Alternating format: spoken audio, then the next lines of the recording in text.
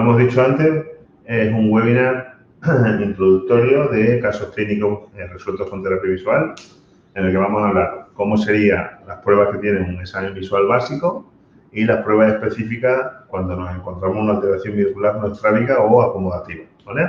Entonces vamos a empezar primero por esa primera parte, ¿vale? Y os preguntamos, ¿qué pruebas debe tener un examen visual básico? Ahora, empezar. ¿Podéis empezar a hablar? ¿Vale? No oigo nada. Eloisa, sal y entra.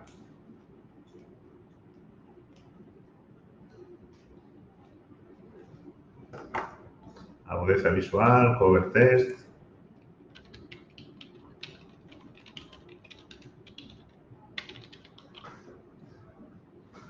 Movimientos triangulares. Venga, más. Un poco más. Refracción. Aquí cada uno hace una cosa. Nadie hace uno completo. Están completando lo que dicen los compañeros. Eso. Cover, pupila, punto de próxima convergencia, lámpara. Estéreo, lo primero.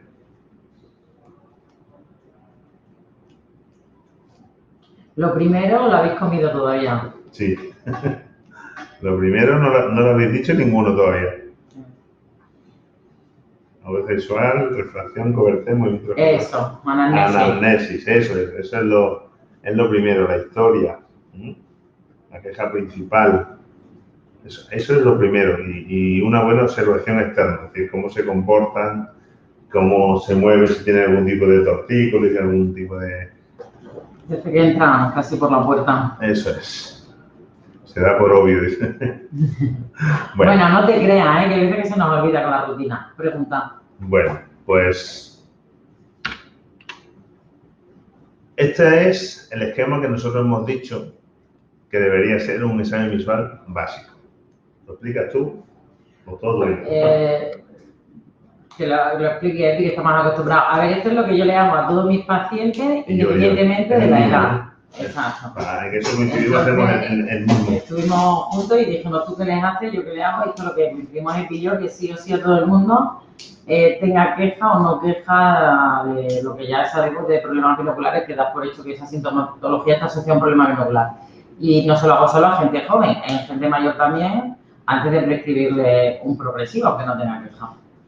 Correcto. Entonces, empezaríamos por la historia, como hemos dicho, una buena anamnesis, ¿vale? Una buena observación, ¿vale? Que no está puesto ahí, pero hay que ver cómo se comporta, si se trata de un niño, si se mueve, si tiene tortícolis, si no, yo qué sé, pues muchas cosas, ¿no? Si tiene una tos, si no tiene una tos, hay muchas cosas que hay que ver y mirar. Luego, una vez que ya tenemos una buena historia hecha, medimos la agudeza visual, tanto en lejos como en cerca, ¿vale?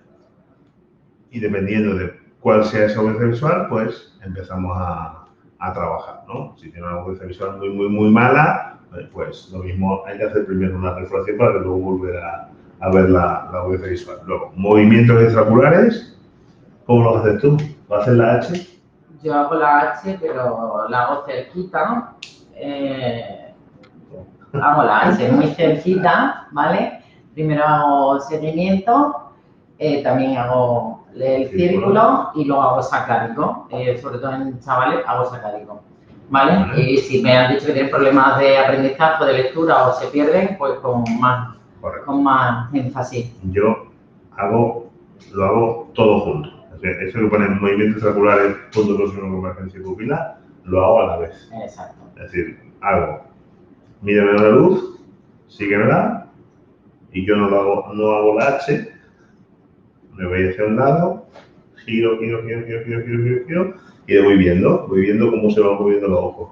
Y si en alguna posición extrema, sí que voy buscando el extremo, le veo alguna dificultad, ahí sí le pongo más hincapié ahí para saber si realmente hay una restricción muscular o hay cualquier cosa, ¿no? Pero en principio, para una persona que no tenga muchos problemas, es ahí, eso es como yo lo hago, ¿va? Un círculo, vuelvo al medio, lo acerco, hasta el punto próximo de convergencia, ¿vale? Hasta que lo vea doble, pum. Y una vez que lo vea doble, el recobro, ¿vale? ya lo tengo así y luego me voy pupilas. No hay nada. Yo con luz, que es verdad que muchos colegas recomiendan hacerlo con luz, no hago la motilidad porque a mí personalmente me molesta soberanamente. Sí, pero yo lo hago con una luz muy tenue. Entonces, la motilidad siempre lo hacemos con la bolita acomodadtiva y pupila lo hacemos con linterna, o sea, como se hace, obviamente. Pero la motilidad no lo hago con linterna porque personalmente yo no lo aguanto. Nosotros lo hacemos con el transiluminador. Con el tren. Pero a una potencia muy bajita, baja, ¿vale? Para que ellos sean capaces de, con la luz encendida también, para que no haya mucho deslumbramiento, que no lo hacemos con la sala apagada, sino con la luz encendida, y que te sigan, y tú lo que quieres ver es el movimiento de seguimiento de la lucecita, ¿vale? Y una vez que hacemos eso, evaluamos las pupilas, está todo bien, pues perfecto, pues seguimos hacia adelante. Siguiente prueba, cover test, de lejos y de cerca. El cover test, si no está bien graduado, pues no se puede hacer, ¿vale? Es decir, si la audiencia visual es muy mala, el cover test te va a salir un poco mal, pero a lo mejor hay que hacer primero la refracción y luego repetir el cover test. Tú lo ves, así un poco por encima, pero yo creo que el cover test tiene que tener una audiencia visual aceptable para hacerlo. Y yo les pregunto, ¿el cover test mejor con oclusor translúcido o con oclusor opaco? Toma, Porque yo llevo como 15 o 20 años haciéndolo de una manera y ahora de repente he cambiado, ¿vale? Entonces, como... Aquí dicen translúcido. Vale. Yo lo hago opaco. Pues yo lo he estado haciendo también translúcido siempre y como nunca dejo de estudiar y te encuentras colegas que saben infinitamente más que tú, de repente lo haces por un opaco, te dan la explicación y es verdad que como no lo hagas con un opaco y disociando bien, te comes algunas desviaciones. Correcto. Entonces, intentar cambiar el chip porque efectivamente te comes algunas. Mejor opaco, es verdad que te pierdes la información del ojo que está detrás, pero ya lo ves cuando quitas el oclusor. Tú cuando tapas, al destapar, ves si hay movimiento de recentración o no. Sí. No, el translúcido tampoco te... Y hay desviaciones. Esta mañana aquí tenía un caso bonito y si no la ocluyes mucho rato con un opaco, te comes casi que te dio estrella. O sea que es así. Tal cual. ¿Vale? Entonces, cover test y después del cover test, estereopsis. ¿Vale? Vamos a ver si el paciente tiene esa percepción de profundidad, ¿no? Y esta es una prueba definitiva para pacientes con estrabismo, porque un paciente con estrabismo de un único grado, o sea, nada de una dioptría prismática, ya no puede tener estereopsis. Por tanto, si vemos a un paciente que con el cover test no le vemos movimiento, ¿vale? No le vemos nada de movimiento y le pasa la estereopsis y no tiene estereopsis, buscarlo bien porque seguramente tenga una microtropía por ahí. Que para eso es importante tener un buen test de estéreo, no te vale claro, tiene que ser un test de puntos aleatorios. Exacto. No vale el test de la mosca, no vale. ¿Por qué? Porque tiene un montón de pistas monoculares que hay gente que te puede estar diciendo que ve en 3D y realmente no está viendo en 3D. Por tanto, hay que utilizar el test de LAN, ¿vale? O cualquier tipo random de punto aleatorio, ¿vale? O el TNO también es... ¿Vale?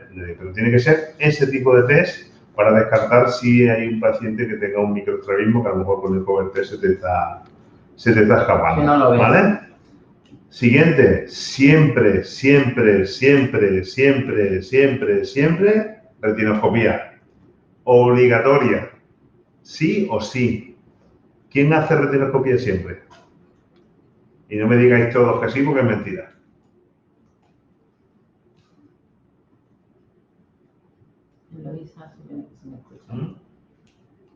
Hay que hacerlo siempre. Sobre todo a jóvenes, no. Siempre a todos. Porque os vais a llevar muchas sorpresas. Muchas sorpresas. ¿Vale? Hay que hacerlo siempre por obligación. Siempre, obligatoriamente.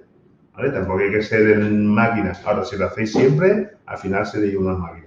Y te harás muy dependiente del retinoscopio. Prefiero que se me estropee el autorrefractómetro a que se me acabe la batería del retino. Claro, tal cual. Hasta los ancianos. ¿Por qué pasa esto? O sea, ¿por qué es importante la retinoscopia? Para mí es una prueba objetiva Y si no colabora el paciente o me está dando respuestas no lógicas en la refracción, me fío más de mí que de ellos y voy con más seguridad en el examen visual. Y luego en la parte acomodativa también, a lo mejor te puedes poner un exceso acomodativo, pero estás viendo cómo fluctúa la pupila, cómo te fluctúa el reflejo, qué te pasa de positivo a negativo. Te da mucha información no solo de la refracción, sino también de su comportamiento visual en la retinoscopia. Sobre todo la acomodación. Exacto. ¿Vale? Entonces, es importante hacerlo siempre porque a medida que vayáis haciéndolo, os vais a dar cuenta de estos detalles que estás diciendo ahora, Esther, de cambio en el tamaño pupilar porque está acomodando, cambio en los reflejos que pasan de positivo a negativo. O sea, son cosas que cuando al principio empiezas a hacerlas, la preocupación que tú tienes es intentar sacar la refracción mejor posible. Pero a medida que lo vayáis haciendo, vais cogiendo soltura. La verdad que es una prueba... Sin querer, lo aprendes. Eso es. Que da muchísima información. Mira, yo insisto mucho en esta prueba porque en los cursos que hacemos presenciales con estancia clínica, es una prueba que tengo que explicar a todos los alumnos, porque lo hacen mal, o porque no saben hacerla, o porque no lo hacen habitualmente. Por eso no me creo que la hagáis todos, ¿sabes? Porque de todos los alumnos que tenemos en nuestra academia en la parte presencial, el 90% no solo es que no la hace, es que no sabe hacerla bien, ¿vale? Entonces, es muy importante que mañana, o incluso hoy, cojáis vuestro retinoscopio, lo carguéis, porque lo tenéis sin batería, y empezar, ¿vale? Yo creo que es básico y fundamental. Creo que ha quedado suficientemente claro. ¿Vale? Siguiente prueba, subjetivo. Esto no lo vamos a explicar. Esto deberíamos saberlo todos, ¿vale?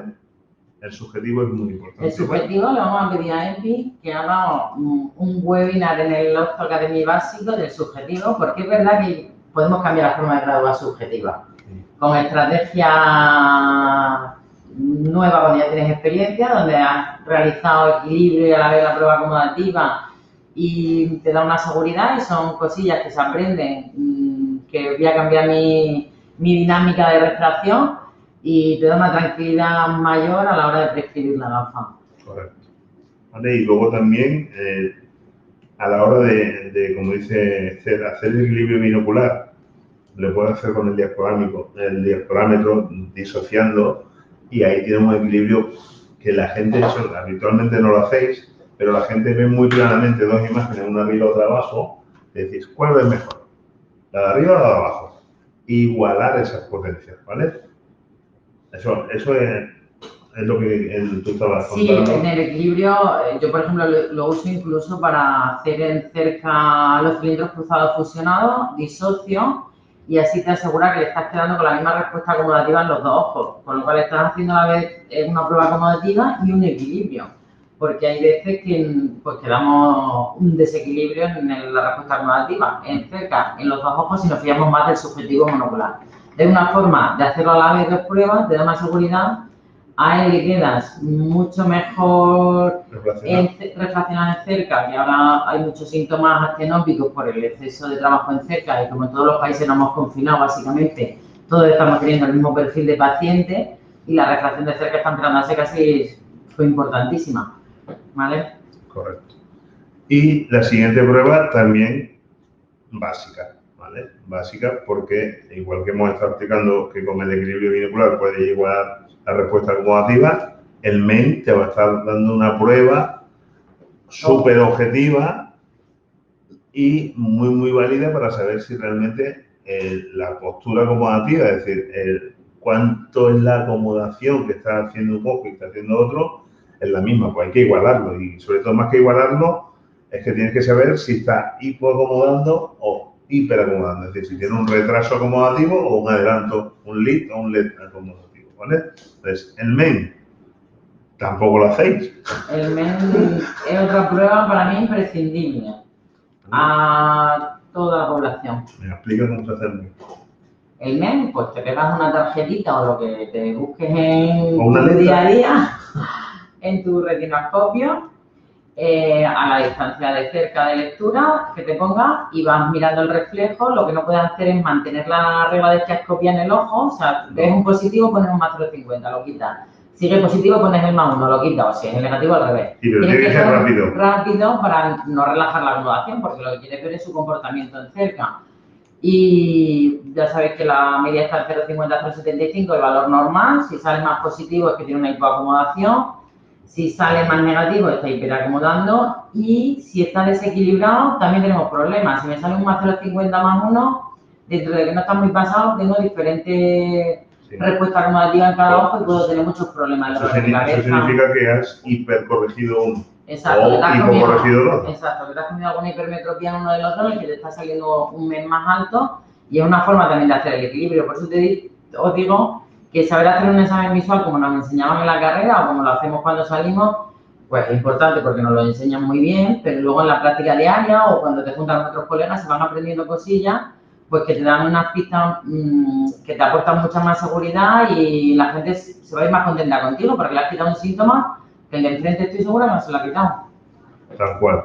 Y por último, y también imprescindible, por eso decimos que este es el examen visual básico, la evaluación de la salud ocular. O sea, no podemos... Perdona, Epi, en ancianos del mes, no. La respuesta acomodativa, no.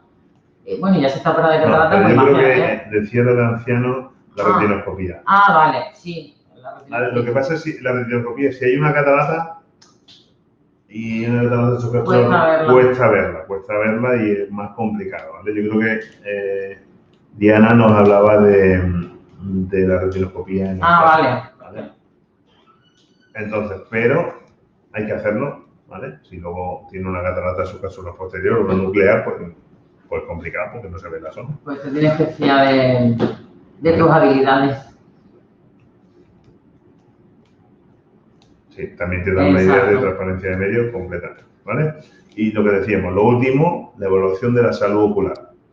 Imprescindible, es decir, tenemos que ver que los medios son transparentes, que no hay ningún tipo de problema ni en córnea, ni en cristalino, ni en retina, ¿vale? Importantísimo, porque a veces nos volvemos locos con la refracción y lo mismo tiene un edema macular, ¿vale? Entonces, intentas buscar y buscar y buscar y buscar y lo que se te está escapando es que tiene un problema en la retina. Entonces, es imprescindible, es decir, no podemos seguir adelante si no estamos completamente seguros de que el ojo de este paciente está sano, ¿vale? Hay un ojo sano, si no, hay que derivarlo, ¿vale? Es importantísimo hacerlo así de esta manera, porque si no, pues no, la verdad, estamos haciendo mal nuestro trabajo. Entonces, esto sería un examen visual básico completo.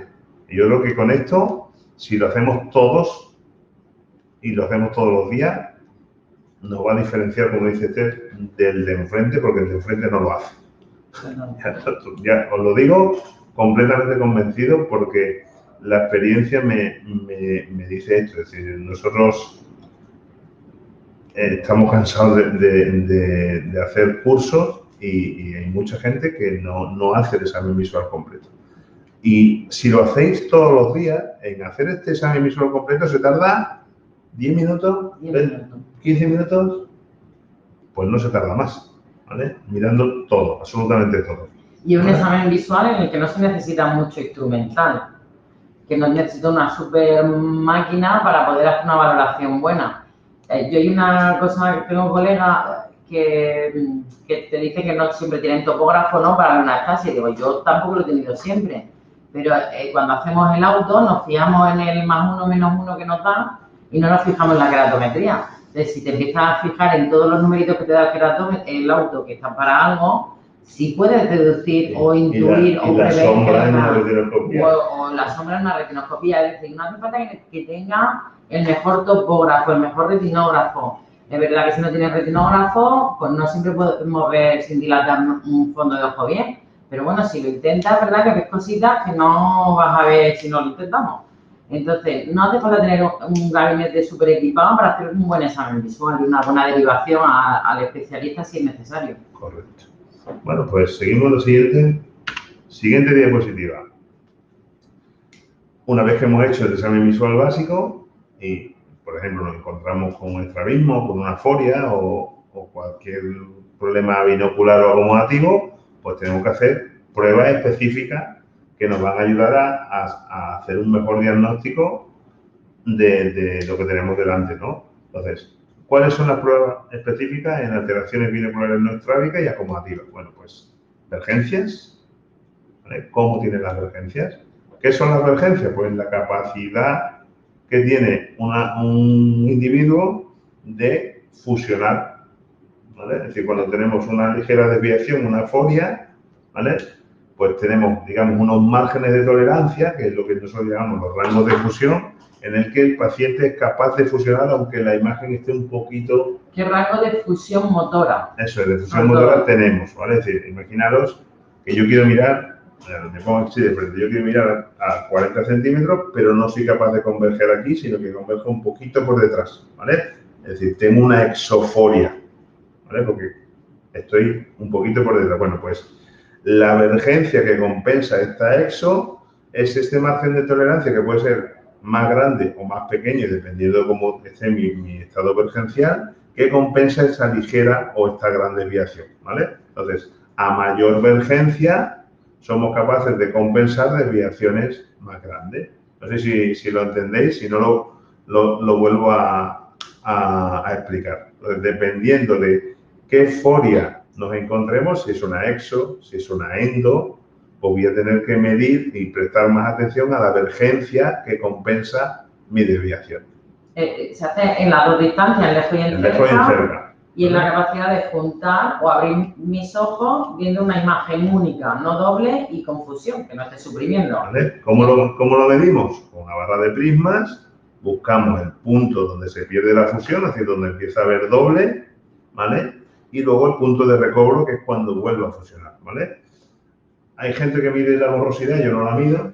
Yo sí la tengo en cuenta porque, aunque tenga muy buenos rangos de fusión motora, si me ve borroso muy pronto, ya sé que está haciendo un gran esfuerzo, entonces... Sí, no, yo digo, yo no lo anoto. Yo sí me lo anoto. Bueno, tú has visto mi ordenador y me anoto muchas cosas porque soy muy maniática, entonces... hay que conseguir que la gente tenga la mejor eficacia visual con el menor gasto energético. Y a lo mejor yo tengo una capacidad de converger muy buena, muy elevada, pero con un consumo energético muy alto, porque estoy tirando de vergencia porque mi acomodación no es buena. Y yo sí me lo apunto. Y me apunto hasta cuando hacen un gesto de uy, y estoy ya diplopia junto. No me sirve de nada que llegue a 25. Si desde 12 me está viendo doble y junta. Me lo apunto, aunque es verdad que el dato que te importa para hacer un diagnóstico es cuando hay una diplopia total. Pero, lo que he dicho antes, no solo te vale el dato, sino el comportamiento del paciente, que es el que le está dando síntomas en realidad. Totalmente. ¿Vale? Entonces buscamos el punto de rotura donde empieza a haber doble y el punto de recobro de la fusión, ¿vale? Tanto en lejos como en cerca, ¿vale? Entonces, ese valor de emergencia lo tenemos que comparar con su valor de foria para saber si su valor de emergencia compensa la foria. Por ejemplo, un ejemplo, tenemos una exo en cerca de 10, ¿vale? Y tenemos una emergencia que rompe en 12. Pues esa persona va a tener muchos problemas. ¿Por qué? Porque su punto de rotura es muy cercano a su punto de foria. Entonces, lo que tenemos que hacer mediante el entrenamiento visual es intentar que esa emergencia sea mucho mayor para que ella vaya más cómoda y pueda estar compensando esa foria que tienen cerca, ¿vale? No sé si lo entendéis o no, o lo estamos contando demasiado rápido, porque a veces nosotros tenemos los conceptos como demasiado... Claro, a ver, la teoría y las reglas de Helling y todo esto de que el punto de rotura tiene que ser el doble de la foria, eso no lo sabemos. Entonces, yo de verdad que odio aprenderme datos y creo que hay que usar el sentido común. Y lo que hemos dicho al principio, yo cuando me preguntó que si nos juntábamos para hacer esto, le dije, ¿con qué objetivo? Que la gente aprenda, se sepa ya la teoría. Y el objetivo era que todos pudiéramos razonar de la misma forma, ¿no? Que somos colegas. ¿Es importante el valor de la foria? Sí, Por sí solo, pues no tanto, porque a lo mejor una foria de 6 que está dentro de la norma me está dando mucha sintomatología porque no tengo unas buenas emergencias que me la compensen, y una exoforia de 16 no tiene nada de sintomatología porque tiene una capacidad de compensación emergencial tan brutal y con tanta fluidez que para él eso de 16 de exoforia no es importante. No supone ningún problema. Y no le vamos a tratar, obviamente, porque no tiene sintomatología. Pero sí se lo digo, oye, tienes 16 de exoforia y vas a envejecer como yo. Y lo mismo se te pira. Entonces, es verdad que no podemos enfocar el examen visual para darle directamente un tratamiento y una solución, sino para que ellos tengan una previsión de que quizá en un futuro le dé problemas y se acuerden de ti, oye, pues, fíjate que Epi me dijo esto, voy a verle porque ahora sí que me estoy notando fastidiado. Correcto. El italiano eso de que se pira no lo entendí. Ah, perdón. Se le va el ojo. Vale, perdóname, yo no de curso, yo he ido a una reunión de amigos y ya está. Pero no da curso, pero va a empezar a dar. Vale, perdón. ¿Vale? Porque este va a ser el fichaje de este año. ¿Vale? La vamos a tener no solo en la parte de terapia visual, sino sobre todo donde yo la quiero, el lente de contacto, que es una máquina. Es una máquina, ya la veréis. ¿Vale? Va a estar con tutorías. Son tutorías. ¿Vale? Es decir, este año, en los nuevos cursos de nuestra academia de tercera edición, aparte de los webinars en directo, de los webinars grabados, de todo esto, vamos a tener una parte que me parece esencial, que es tutorías online. Tutorías donde podéis preguntar a los profesores de nuestra academia y entre ellos va a estar aquí.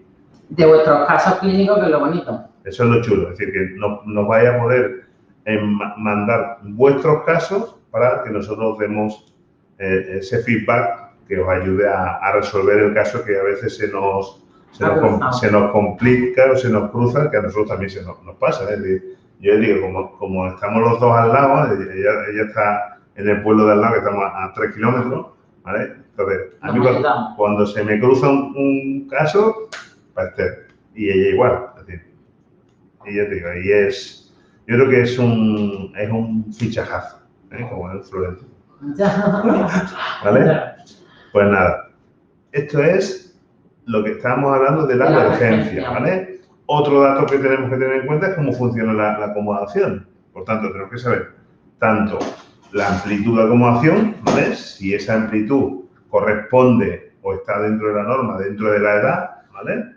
Porque no va a tener la misma amplitud un niño de 10 años que una persona de 50. Que nosotros. ¿Vale? Bueno, nosotros ya poca, ¿eh? ¿Vale? Entonces, tú más que yo. Hay que medir la amplitud. ¿Cómo la medimos? Se puede hacer de dos maneras. Mediante el acercamiento hasta que encuentre la borrosidad, ¿vale?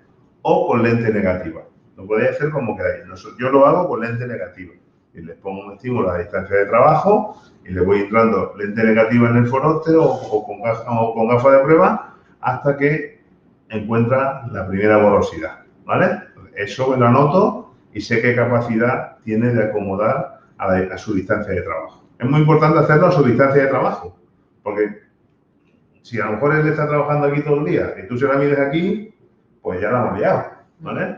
Hay que medírselo y hay que preguntar muy bien cuál es tu distancia de trabajo, a qué distancia trabaja, para medir la amplitud a esa distancia, ¿vale? ¿Vosotros cómo lo hacéis? ¿Acercamiento o lente negativa?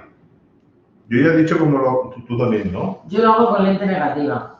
Y muy pocas veces, cuando no responde el paciente o a mí no me está pareciendo fiable, caso Ana, por ejemplo, lo hago por acercamiento, por fijarme en su gesto, ¿no? De parpadeo, pero solo cuando veo que la respuesta no es fiable o el niño no colabora bien, pero si no, lente negativa. Acercamiento no uso foróptero.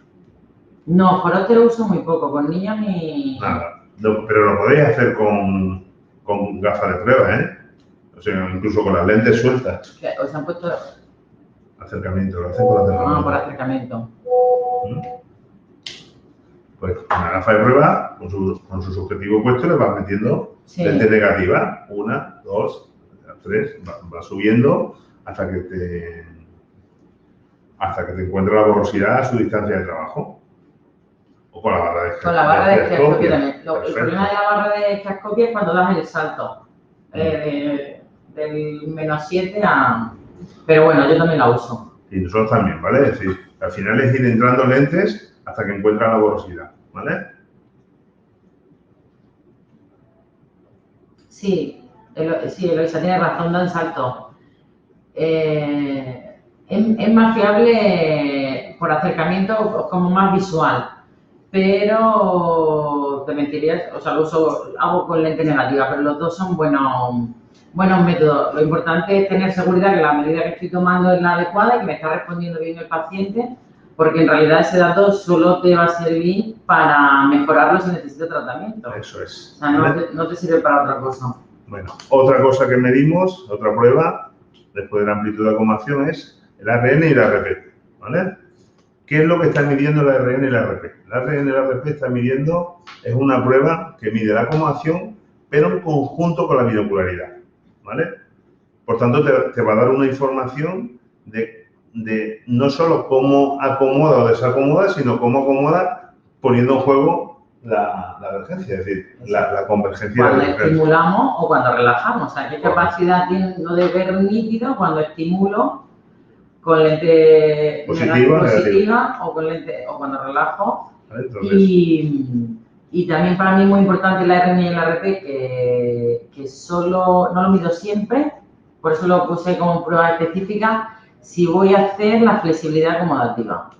Porque nos enseñan a hacer la flexibilidad acomodativa con el más menos 1,50 más menos 1,2, o más menos 2, perdón. ¿Qué pasa si tengo una RN de más 0,50? ¿De qué me sirve a mí hacerle un flipper o una flexibilidad con más menos 1,50? Si llega hasta más 0,50, entonces las lentes que yo pongo en el flipper para hacer la flexibilidad es lo que me da la RN y el ARP. Correcto. O por lo menos tengo ese margen de no pasarme de ahí. Sí, a lo mejor te vas a hacer 25. Eso, pero puedo tener una mala respuesta acomodativa y sin embargo tener una muy buena flexibilidad dentro de su rango.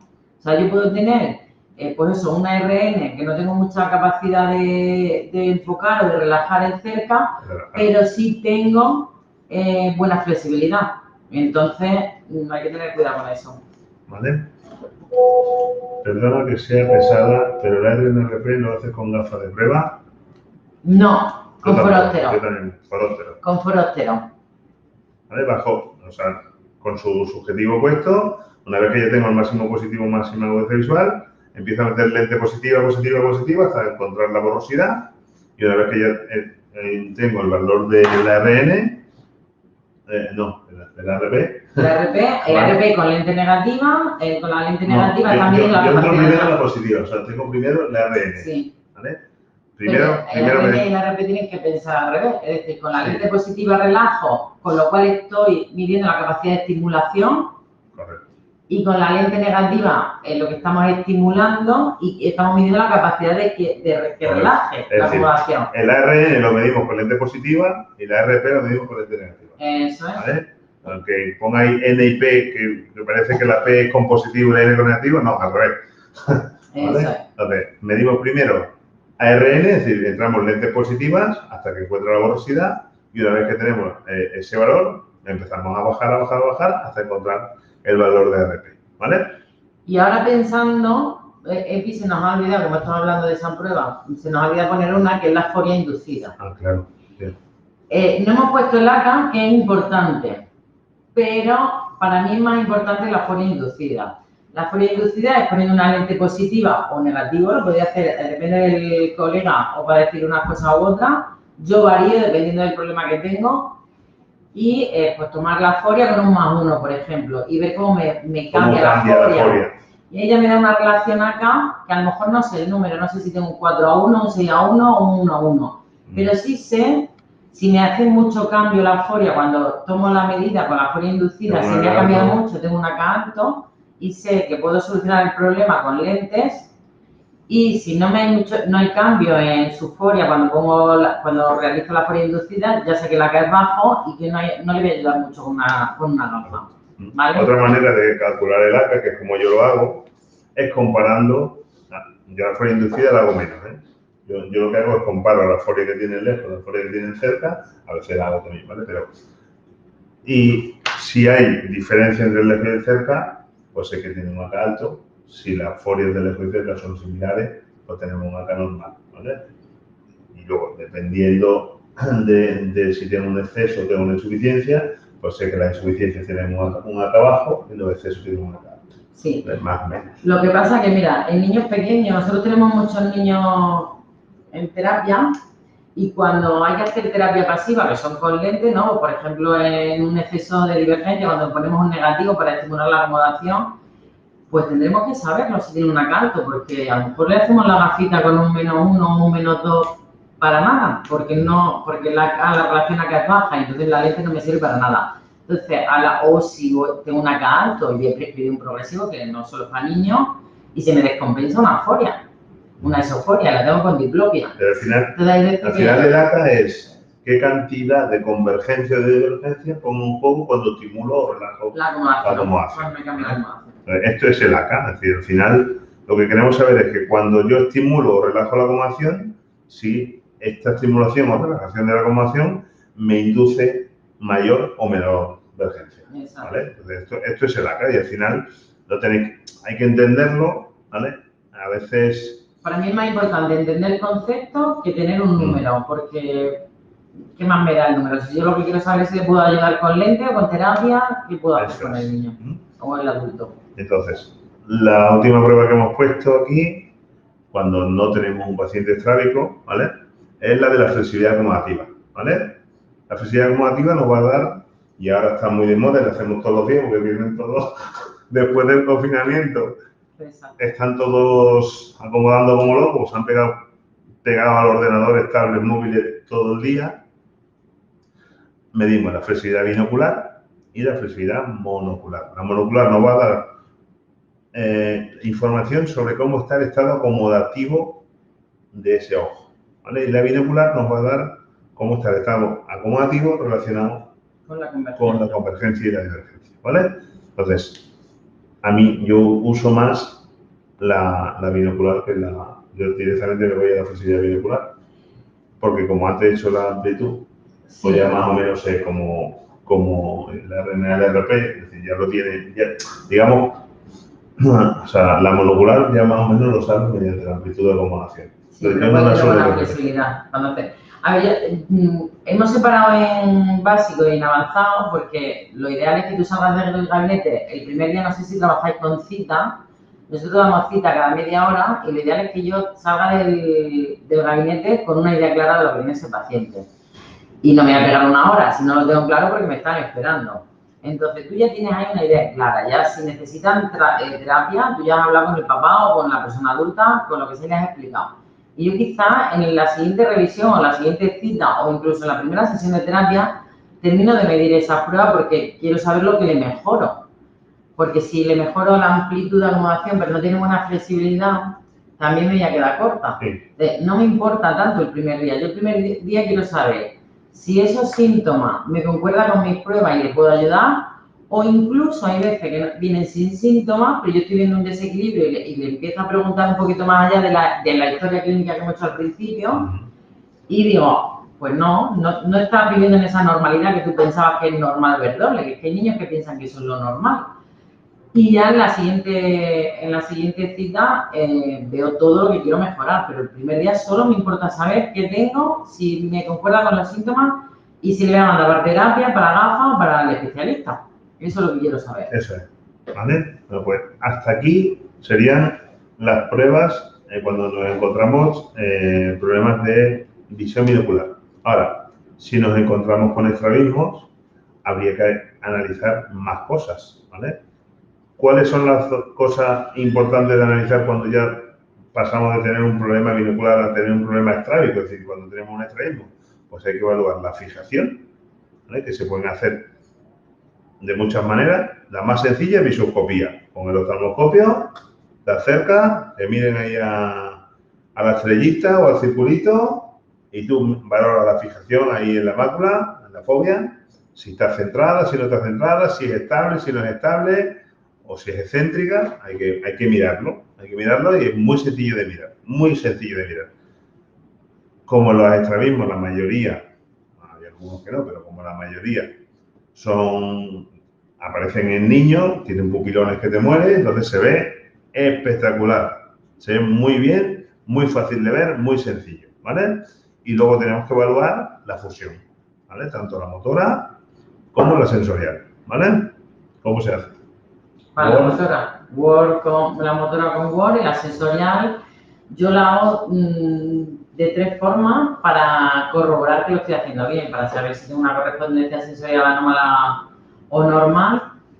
Y lo hago con polarizado, lo hago con posimágenes y lo hago con MADOS. Entonces, las posimágenes para mí es la última opción. Si las 2 primeras me dan la misma respuesta, a lo mejor no le hago posimágenes. Pero corroboro lo que me da en la primera prueba con otra prueba mínimo para ver qué correspondencia sensorial tengo, pues por lo mismo que los problemas no estrábicos, para saber si le puedo ayudar con una lente, en este caso con un prisma, o no, porque cuando la correspondencia sensorial no es normal, pues no se puede prescribir, exacto. ¿Vale? Primera opción, ¿cuál? Primera opción de qué? Word, lo primero Word, ¿vale? Motora, sí. ¿Vale? Primero Word, ¿vale? Para ver si funciona, tanto lejos como cerca, ¿vale? Si te está suprimiendo, si tiene diplopia, si no tiene diplopia, la puedes incluso medir, si es una diplopia vertical o cíclica, o sea, todo, o sea, puedes medirla con la barra de prisma. Yo la sensorial, la primera con MADOS. Exacto.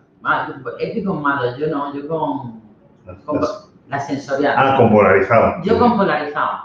La primera con polarizado. Yo también, con polarizado, ¿vale? Y luego el MADOS. Y luego MADOS. ¿Vale? El polarizado depende de la pantalla que tengáis. Hay un par de test de correspondencia sensorial que son muy buenos. Los niños lo entienden rápido. Y MADOS pues también. Y MADOS también es fácil de entenderlo. Las posimágenes cuesta un poquito más. Sí, porque tienes que darle de flash y hay niños que no lo tienen. Exacto. Yo posimágenes no lo hago porque teniendo la otra herramienta, a ver, yo también juego con ventajas.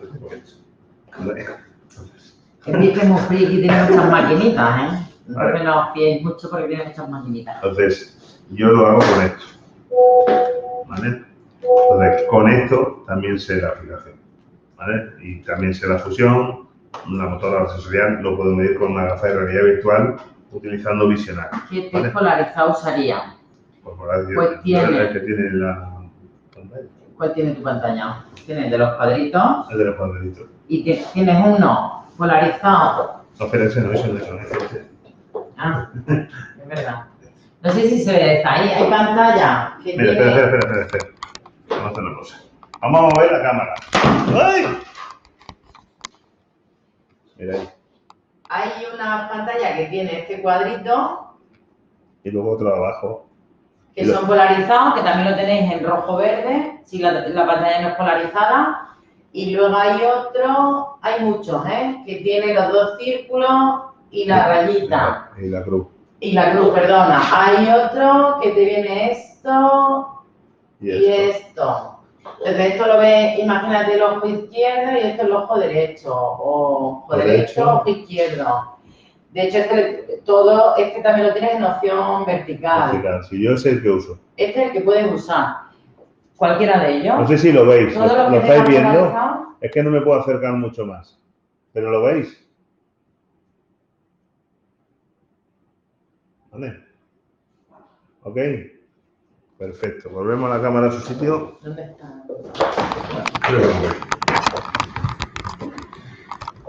Vale. Pues lo hacemos así, ¿vale? Pero bien,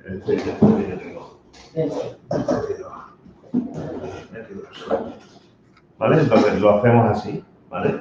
Y aquí vemos la fusión que tiene, ¿vale? Y luego para los friki como yo, pues esto, ¿vale? Pero eso ya... No, ya hay que ahorrar. Eso ya hay que ahorrar. Con eso vemos la fusión, sí. ¿Vale? La sensorial. ¿Vale? Bueno, pues yo creo que hemos hecho un buen resumen de lo que es un examen. ¿Qué se le pregunta al paciente? Si están alineadas. Es decir, tenemos, a ver si lo enseño aquí para que se vea bien, ahí y aquí. Entonces, vas moviendo y los niños tienen que alinear las dos líneas. Es decir, a lo mejor ellos lo ven así, tú vas moviendo, vas entrando prisma, pum, hasta que lo alineen. ¿Vale? Este en horizontal y así sería en vertical. Con ese test también se mide la disparidad de fijación. Correcto. Que para prescribir prisma es lo que hay que hacer. Hay que conseguir que estén alineados, como ha dicho Epi, y que sea estable, que no tenga el movimiento. Para prescribir prisma en caso de endoforias, por ejemplo, que hay veces que se prescriben, o verticales, o desviaciones verticales, este test es muy bueno, es muy preciso. Claro. Entonces te sirve para varias cosas. Este test, si lo tienes en la pantalla, úsalo mucho. Dice, cuando desaparece la cruz es porque está suprimiendo. No. La cruz, perdona, sí, en el otro, sí. En el otro tenemos el círculo y en el centro tenemos la cruz, ¿vale? Si él no ve la cruz es porque está suprimiendo. Efectivamente. ¿Vale? Está suprimiendo la imagen del ojo donde está viendo la cruz, ¿vale? Entonces tienes que intentar que no suprima, ¿vale? Pues a veces con luces, le estimulas con luces, o que guiñe un ojo, que... Si se mueve la cruz es porque tiene una fijación ahí inestable, está tirando mucho de la acomodación para mantener una imagen única. Entonces, a lo mejor no tiene una desviación, pero tú estás viendo que está muy inestable, que no está cómodo. O sea, que el movimiento de la imagen que me estás diciendo, no la supresión, sino el movimiento, es eso. Mire, yo lo que hago muchas veces, cuando lo tienen así, lo que le hago es irle metiendo prismas para que vean, para que sean conscientes de la diplopia, ¿vale? Es decir, les separo las imágenes mucho y digo, ahora están muy separadas, ¿las ves separadas? Sí, ¿vale? Entonces, y luego le digo, venga, pues ahora te lo voy juntando. Entonces voy, y te dicen, ahora. Sí, pero ella pregunta cuando se mueve. Mira, te voy a poner un ejemplo fácil. Cuando se mueve es porque tiene una fijación ahí como muy inestable, ¿vale? Una fusión inestable. Imagínate un endofórico pequeño, que tienen a veces mucha sintomatología, ¿no? Los hipermétropes, que tiramos mucho de la acomodación para enfocar, que hay veces que tenemos una fijación en endo, que somos muy inestables, ¿vale? Yo hay veces que cuando me dicen que se está moviendo y que yo les digo, parpadea y abre el ojo, ¿hacia dónde se te va? Y veo si se les va hacia eso o se les va hacia endo. Si se me van hacia endo, les pongo un positivo y le digo, se te queda la imagen, a ver si relajando la acomodación, se te queda más estable y dicen sí. Yo sé que con un positivo en cerca probablemente le voy a tener más cómodo.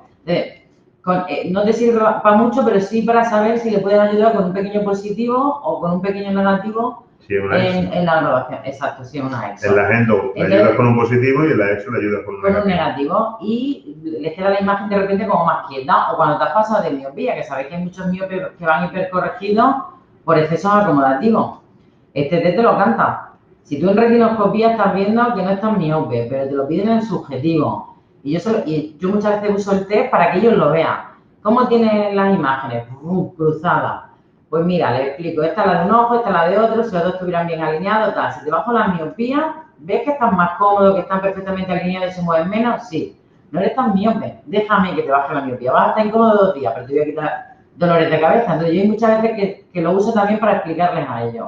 En refracciones normales, sin que sean estrábicos ni nada. Este test se usa mucho. ¿Vale? ¿Ha quedado claro? Si tenéis dudas, preguntad ahora porque ya no vamos a... Pregunta Miriam eso, que cuando no es estrabismo, por lo que te acabo de decir, Miriam, que aunque no hay estrabismo, te da mucha información de cómo está fijando el paciente. La disparidad. De la disparidad, exacto. ¿Vale? Habláis siempre los mismos, ¿eh? Los demás están todos calladitos, ¿eh? Totalmente. Bueno, pues, después de haber explicado esto un poco, ¿vale? Espero que haya quedado claro. Empezamos con los casos clínicos, ¿vale? ¿Cómo se llama el test?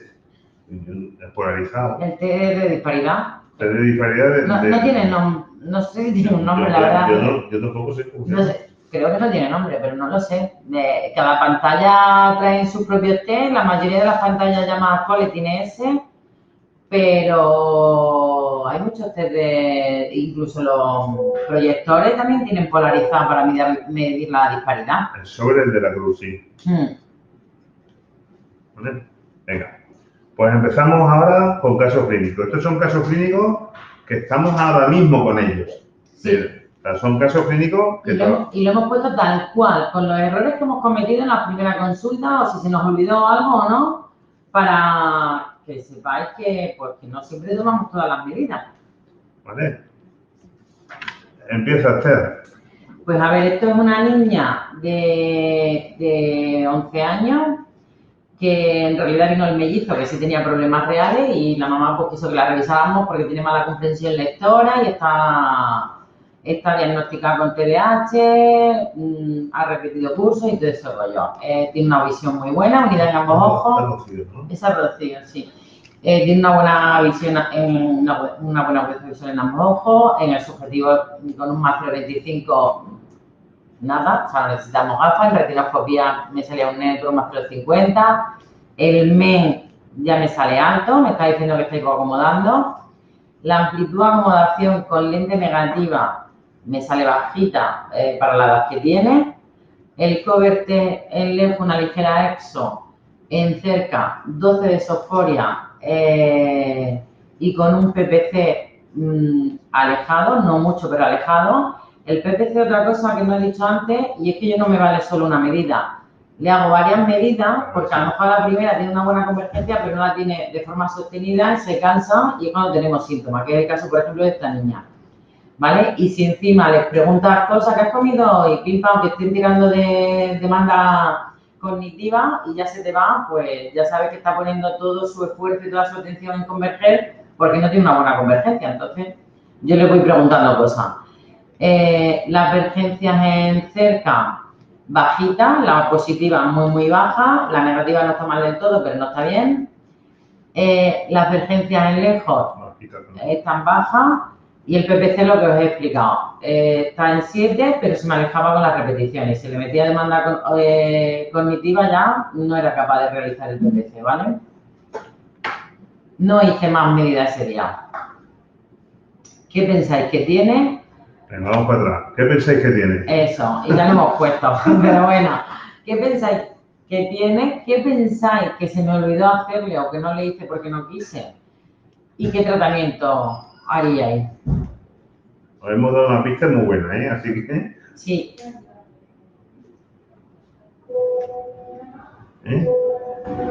¿Ciclo? No pensé en ciclo. Confío mucho en mi retinoscopía y como no me serviría, o sea, si fuera hipermetropía y me estoy comiendo una pequeña hipermetropía, pues no sé si me vendría bien con esta esoforia y esta insuficiencia de convergencia. No era mi primera opción, no pienso que se me olvidase eso. No, tiene buena agudeza visual. Ya lo has dicho, no es suficiente. Ah, ya lo he dicho. ¿Pero qué pruebas pensáis que me faltan? ¿Los flippers? Sí. ¿Insuficiencia acumulativa? O sea, sí, pero secundaria otra cosa.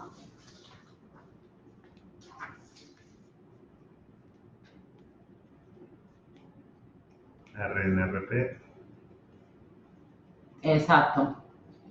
Bueno, pues me faltan algunas pruebas acomodativas y, exacto, una insuficiencia de convergencia asociada a una insuficiencia de acomodación. Correcto. Exacto, flexibilidad me falta. Exacto, todas esas pruebas las dejé para el primer día de la terapia porque ya sabía que necesitaba terapia. Es decir, lo que tanto Esther como yo es que trabajamos muy parecido. Lo que hacemos es, este es el examen al principio, es decir, en la primera consulta este es el examen que hacemos y esto ya nos va a dar un diagnóstico. Ya sabemos que aquí hay un problema de insuficiencia de convergencia. Sobre todo que tengo un problema en cerca. Claro, porque tiene una exo de 12, en cerca y el lejos está más o menos orto, por tanto tiene un problema a la hora de converger en cerca, ¿no? Ahora queremos saber si esa exoforia está relacionada porque no acomoda. Exacto. O no. Es decir, porque... Tengo 12 de exo y un punto de rotura de 8, que debería ser al menos 24. Entonces, yo ya sé que no tiene una emergencia que me esté compensando esa esoforias. Que tenemos un valor de foria mayor que su urgencia. De supergencia. Si el PPC falla, no lo repite con una lente positiva, yo no. Pues mira, hemos estado hablando de esto justo antes de conectarnos. Muchas veces sí. En este caso estaba todo, cuadraba mucho. El PPC alejado, la emergencia mala, con un positivo no me mejora. Pero es verdad que hemos estado durante muchos años pensando que la lente positiva, que es verdad, relaja y nos hace más exo, y no es verdad. La lente positiva en muchos de los casos está ayudándole a que enfoque, tiro de la acomodación y por tanto tiro de la convergencia. Pero a esta niña la vi tan fastidiada y en cuanto le repetí varias veces no fui capaz de seguir el examen visual que yo he empezado a hacer la terapia, llevamos 2 semanas, o sea, llevamos 2 sesiones de terapia y probablemente en la mitad de ello hago la terapia en bloques de 10, paro y reviso. Pues probablemente a esta niña en 4 o 5 sesiones pararé, revisaré y valoro si le prescribo una gafa con un positivo. Pero antes he preferido, antes de que se gasten más dinero los papás, que ya hacen un gran esfuerzo, he preferido ver si con la terapia le puedo ayudar y, ya te digo, revisaré antes de terminar el bloque de las 10 sesiones de terapia. Gabriel dice, pero la foria asociada, ¿cómo puede ser menos eso poniendo un +1? ¿No tendría que ser más eso? No, porque mira, Gabriel, la lente positiva es verdad que relaja la acomodación. Pero si yo tengo una niña que no tiene capacidad de enfocar en cerca, no estoy enfocando, y como no estoy enfocando porque veo borroso, no soy capaz de enfocar en cerca, no converjo. Si con un positivo me estás ayudando a ver bien en cerca, ya puedo tirar de mi poquita acomodación y arrastro mi poquita convergencia. ¿Vale? O sea, eso es una cosa que hay que medirla. Sí, es decir, normalmente es como tú dices, pero hay casos... Esa es la teoría. Claro, y en muchos casos te sorprendería que con un positivo mejoro la convergencia y mejoro la esoforia, o sea, su postura de la foria, porque estoy tirando de mi acomodación, porque ahora sí veo, y como ahora veo, me merece la pena enfocar. Como antes no veía, porque me está costando un esfuerzo tan grande enfocar, paso, no acomodo, no converjo y me voy. Por norma general, sí es como tú dices, pero en casos como este, por ejemplo, pues no. No. ¿Vale? Y mucho, medirlo porque os vais a sorprender con los positivos. Bueno, pues, como ya hemos dicho, se trata de eso, la insuficiencia de convergencia, en secundario la insuficiencia de acomodación. Tratamiento, para todo tuyo. Terapia. En la terapia hemos empezado por trabajar la parte monocular, la amplitud de acomodación y la flexibilidad y la motilidad. Nosotros en las primeras sesiones trabajamos mucho de forma monocular y la motilidad. Y en función de cómo vaya viendo, empezamos ya en condiciones bioculares. Pero con esta niña llevamos poco tiempo, ya os digo, 2 días, 2 sesiones, 2 semanas, y estamos en la fase monocular. La terapia ya sabéis que más o menos la estructura es siempre la misma y luego está el sentido común. Quiero decir, da igual que yo te diga 3 sesiones de amplitud de acomodación, 3 ejercicios, no, se trabaja la acomodación, hay niños que van más rápido, ya le pueden meter condiciones bioculares y luego ya por último binoculares. Y el orden es este, acomodación, flexibilidad, motilidad y luego ya empezamos a ampliar rangos de emergencia y flexibilidad. Exacto. Dice Gabriel, el primer problema es la insuficiencia de acomodación y de insuficiencia de convergencia secundaria. Sí, para mí sí. Si no soy capaz de acomodar, ¿para qué voy a converger? Correcto. Si no soy capaz de enfocar una palabra en cerca, ¿para qué voy a tirar de la convergencia? Vosotros pensáis que nuestro cuerpo está diseñado para el ahorro energético. Por eso nuestra postura acomodativa siempre es por detrás del papel, ¿no? Nuestro lab debería ser por detrás del papel, porque estamos diseñados para el ahorro energético. Nos hicieron muy bien. Lo peor es que lo estamos estropeando. Si no enfoco, no voy a converger. ¿Para qué? Si no soy capaz de ver. Vale, ahora entiendo que lo de la ESO que mejora con el positivo. Gracias. Si habéis pillado unos en una cosita, me siento súper bien. Venga. Bueno, pues este era el caso número 1. Caso número 2. Todo tuyo. El caso número 2 es un caso muy chulo y donde en el primer día, mira, vaya a haber muchos interrogantes porque no sabía delante de qué estaba. Es una niña de 8 años muy torpe. Cuando pasa de una habitación a otra se chocaba con los marcos de la puerta, mala comprensión lectora, mal rendimiento escolar y en manos de médico hacía 2 años porque desde muy chiquitita tuvo muy mal desarrollo motor, pero hasta que no tuvo 6-7 años no le dijo a su madre por primera vez, veo 2 mamás, la dijo. Empezaron pues del médico oftalmólogo al neurólogo, del neurólogo al oftalmólogo y durante 2 años no vieron nada y lo último pues que invitaron un poco a la madre a que invitara a que hiciera unas sesiones de psicología porque estaba obsesionada. Pues efectivamente esta niña veía doble, tenía una diplopia tanto en lejos como en cerca, en lejos suprimía de forma intermitente. En los movimientos, cuando yo le hice el cover, no sabía si estaba en una tropia, en una esoforia, me parecía una esoforia, pero hay veces que se me quedaba en tropia. Llegué a pensar que tenía una parálisis de la convergencia, porque en cerca no, era como sus ojos rectos y no había nada de convergencia. Entonces, nada, tiene una esoforia muy similar en lejos y en cerca. En lejos no tenía estéreo, en cerca sí tenía estereosis. La fusión motora era intermitente en lejos, en cerca diplopia. Y bien todas las posiciones de mirada, porque esta chica tenía una tortícolis hacia su derecha con el objetivo de utilizar más su ojo izquierdo, con lo cual tenía mayor diplopia en retroversión y en infraversión que en levoversión, que en mirada a la izquierda, ¿vale? Con estos poquitos datos, que como veis faltan muchos datos, directamente, como ya la habían visto varios especialistas, decido empezar un tratamiento. Pero soy consciente de que me faltaban muchas cosas por medir. Entonces, vosotros, ¿qué pensáis? Bueno, veis que las pupilas son irregulares, son asimétricas, tengo una pupila de Ari ya diagnosticada. ¿Qué pensáis vosotros que tenía que haber medido el primer día? El examen visual está bien, o sea, sí estaba hecho, ¿vale? No necesitaba gafas, retinoscopía con un poquito de positivo que el subjetivo no afectaba. O sea, a nivel refractivo todo bien, no lo hemos puesto porque había otros datos más interesantes. Pero a nivel funcional y binocular, ¿qué pensáis que me falta?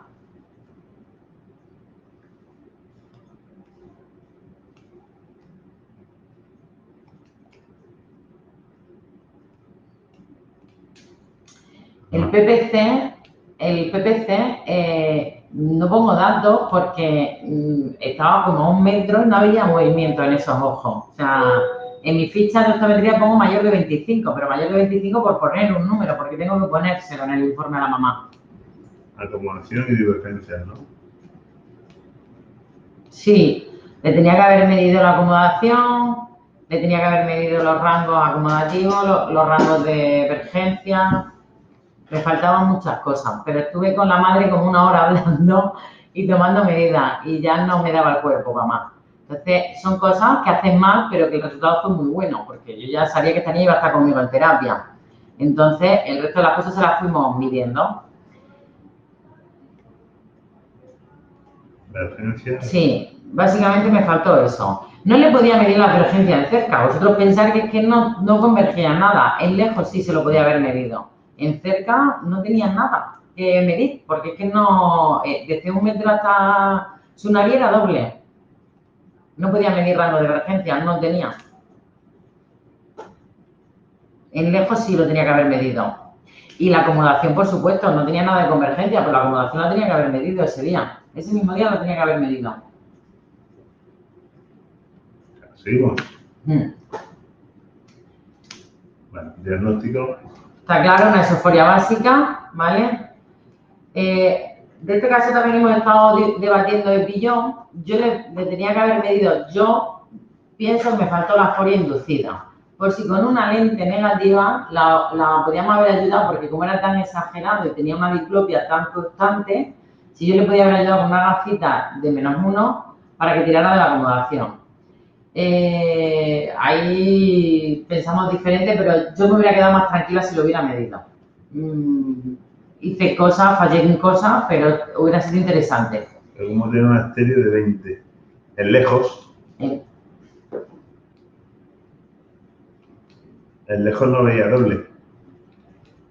Era de cerca.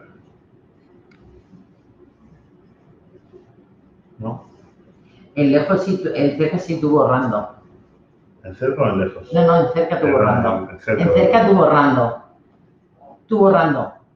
Y me he ido con el Terran 2.2.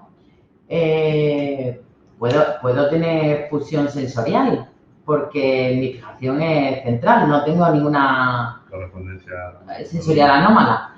Lo que no tengo es buena fusión motora, porque mis ojos no se mueven. No sé por qué extraña razón y que pasan estas cosas y los datos son los que salieron. Pero es así. Son cosas que no te cuadran, pero funcionan así. Pero puede tener randos, claro que sí. Si lejos hemos dicho que funciona, ¿puede tener correspondencia sensorial anómala? No. Una correspondencia sensorial anómala la tienes cuando el ángulo subjetivo y el objetivo son distintos. Son diferentes. ¿Vale? En este caso no. ¿Vale? Con Irene en muy poco tiempo, aun siendo súper exagerado el caso, en muy poco tiempo estuvo bien. Pero tuvimos que incluso cambiarle sus hábitos diarios. La tuvimos que obligar a echarse la siesta porque los dolores de cabeza cuando empezó a trabajar con nosotros fueron brutales. Por la tarde no podía hacer sus deberes, con lo cual llegaba del cole, comía, se echaba una siesta, trabajaba la terapia. Si la trabajaba a última hora, nada. Esta niña en 2 bloques de 10 sesiones está perfecta, ahora está haciendo mantenimiento en casa, la controlo cada 3, 6 meses, depende de cómo estén los papás de liados. No tiene síntomas, no ve doble, no tiene tortícolis y en el cole ha mejorado un montón, con lo cual es lo que me importa. Pues esto, al final lo que queremos es conseguir una buena fusión motora, ¿vale? Y una vez que ya está fusionando, pues trabajar ahí la emergencia y la acomodación para que ella tenga un rango para que pueda ir trabajando de forma cómoda, ¿vale? Bueno, pues Me toca el pie. me toca a mí. Bueno, yo, en mi caso, lo he puesto por una razón, porque es... ¿Con qué ejercicio empezaste? Empezamos de forma monocular, porque en mi primera sesión de terapia, los primeros minutos sí lo dediqué a medir la amplitud de acomodación, ¿vale? Se me olvidó el primer día, ya te digo, porque pues, venían de tantos médicos que tenía tantas cosas que decirme la madre, que nos fuimos a una hora. Empezamos por la acomodación. Y ese día intentamos ya hacer algo de emergencia, el primero, que era muy pronto, para ver si conseguíamos que la niña tuviera un feedback de lo que era una imagen 3D. Y no pudimos. Entonces, tuvimos un par de sesiones o 3 dándole mucha caña con la acomodación, con lente negativa, por acercamiento, con la diana y la motilidad ocular. Hay un ejercicio que nosotros en motilidad lo utilizamos mucho y tiramos de convergencia, que es con la pelota de Marte, ponemos una gafa prismática vertical de base superior en un ojo, base inferior en el otro, con lo cual ella ve 2 pelotas y obviamente pues las ve cruzadas, o sea, aquí, las ve cruzadas. Entonces, intentamos que ella aprenda poniéndola más lejos y más cerca, juntas. Empezamos desde la distancia, donde ella la tiene una arriba y otra abajo, como no tenía muy buena capacidad de convergencia, luego íbamos haciéndola que caminando sola lo estuviera manteniendo. Y así fueron nuestros primeros ejercicios de convergencia con Irene. Y muy bien. Luego ya pues con vectograma, cordón de Bro, nosotros somos muy funcionales en la terapia, con los ejercicios que conocéis tradicionales, ¿vale? Bueno, pues lo digo. Ahora vamos a hablar del tercer caso, ¿vale? Lo he puesto por una razón, porque no sé si os pasa a vosotros, pero a mí me pasa a diario, que después del confinamiento, pues me encuentro este caso que os voy a contar ahora. Bueno, pues este es un caso light, ¿vale? Pero de esto, pues prácticamente todas las semanas, yo diré 5, 6, 7, casi a diario, ¿vale? Si lo medís, lo tenéis. Seguramente se os escapa porque no estáis haciendo el examen completo, ¿vale? Bueno, pues esto es una mujer, una chica, 17 años. Estaba estudiando para la EBAU, para la prueba de selectividad de acceso a la universidad. Y yo le pregunto, bueno, pues lleva gafas desde hace 2 meses, le miro las gafas, en su gafa llevaba menos 0,50 en ambos ojos.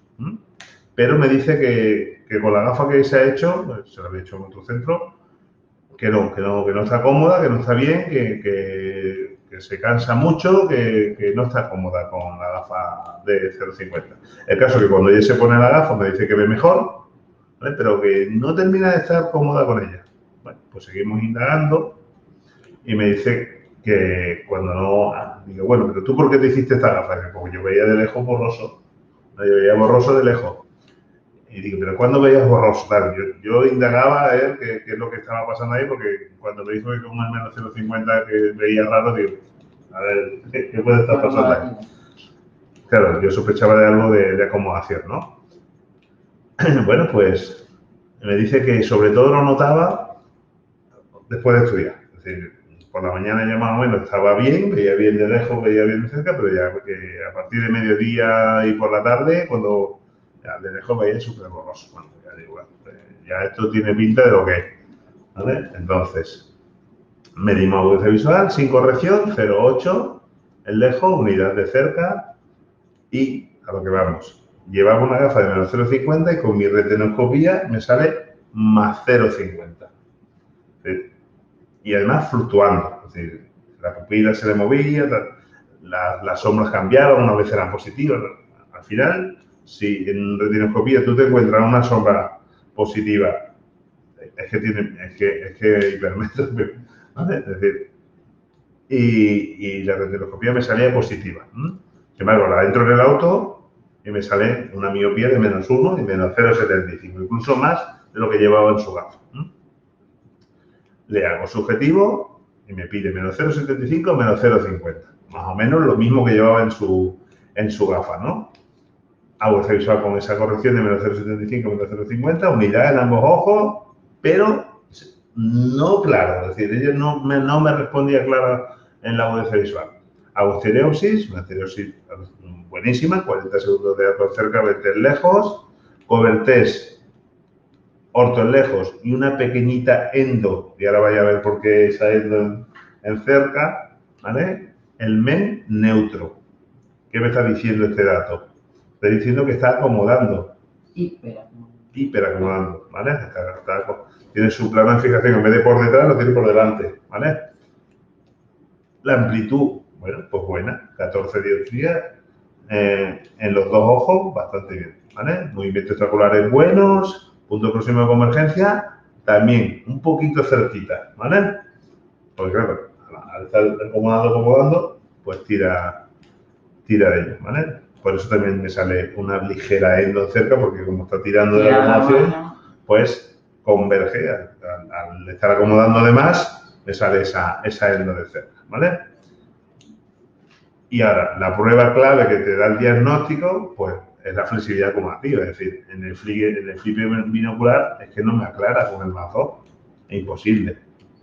Lo pones y no relaja, es decir, es incapaz de relajar con un más 2, pero es que con el más 1,50 tampoco relajaba, ¿vale? Es decir, ya tenemos el diagnóstico, ¿vale?